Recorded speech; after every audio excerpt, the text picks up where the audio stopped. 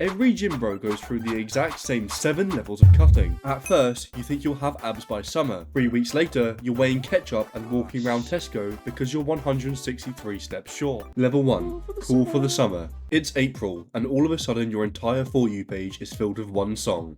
Cool for the summer. Suddenly, something clicks inside of you and you realise you've taken the winter bulk a bit too far and need to be Beachbody ready in 2 months. After finishing that last pack of cookies, like the fat fucks we are, we finally decide to lock in, bro. And of course, it's not just any cut, it's the aggressive cut, where you're in a calorie deficit and doing 20,000 steps a day. Despite the fact for the last year, we've basically been doing unintentional 10,000 calorie challenges. And the only steps we've managed are walking to the toilet after demolishing an Indian takeaway. I remember when I started my cut earlier this year, I genuinely thought I was going to wake up at 5 AM to get a quick 5,000 steps in before going to the gym and smashing out another hour of cardio afterwards. Turns out, the only cardio I was doing at 5 AM was wrestling with my duvet trying to convince myself to get out of bed. Level 2. The honeymoon phase. This is the phase where you're excited to finally get in shape after spending the entire winter looking like a massive chud. You're probably telling everybody how shredded you're going to be by summer. Even your dog is sick of hearing that you started a cut. You've just had a few good days of eating clean and you're already down 5 pounds. You've got loads of meal prep ideas and you're genuinely enjoying making them. You're sitting there thinking to yourself,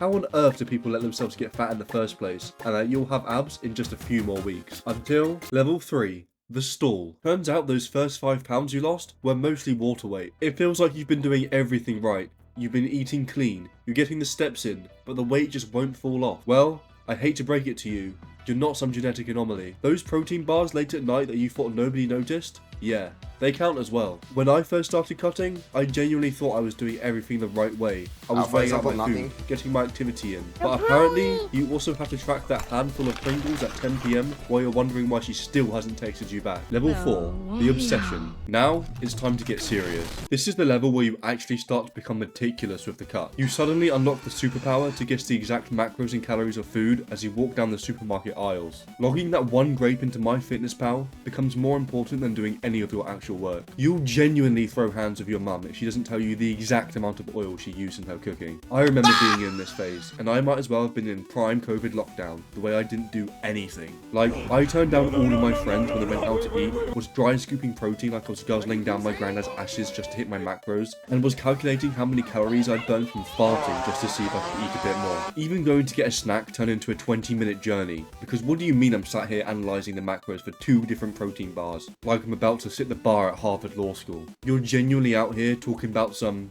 calories are like money, I gotta save them bullshit. Well, I guess it's a damn shame you can't invest them into the S&P 500, because I'd definitely like a few more at this level. Level 5.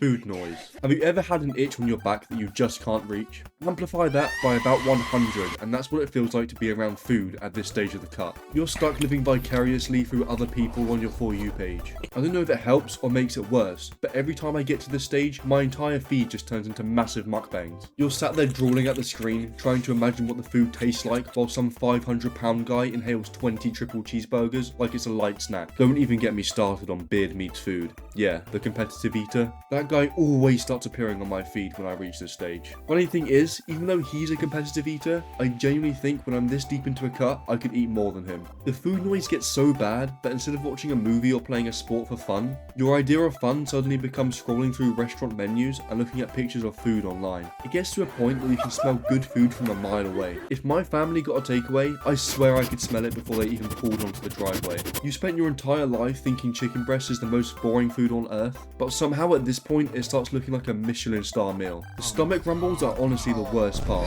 because not only are they constantly reminding you of how hungry you are, but everybody around you knows as well. They start offering you the nicest food you've ever seen, and you have to sit there pretending you're not hungry even though you can literally feel the saliva building up in your mouth. The only thing getting you through it is telling yourself that being hungry means it's working. Level 6. Body dysmorphia. In this level, you've actually made lots of progress. And is that a shoulder striation I see? Damn, better put that on your Tinder profile.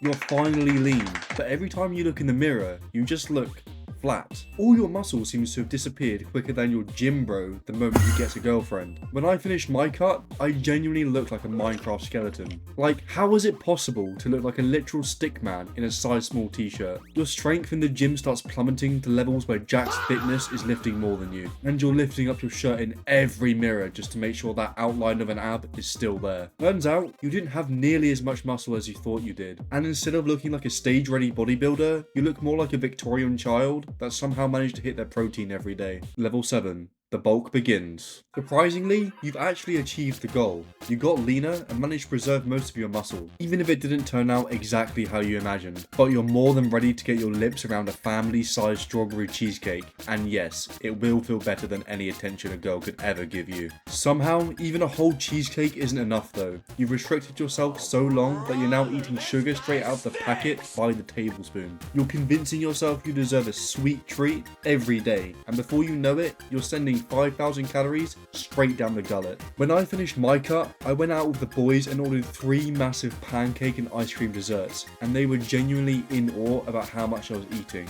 I got through those bad boys in about 5 minutes, and I was holding back. Didn't even use cutlery, just used my tongue and went face first like I was trying to give them a good time. Then, just as summer starts coming to an end, you look in the mirror and think, yeah, probably time to bulk. And just like that, you're back where you started. It's bulking season, baby. If you've made it this far, let me know what stage you're currently at down in the comments, or if I've missed one completely. And if you enjoyed the video, feel free to subscribe. Anyway, I'll catch you lot on the next one.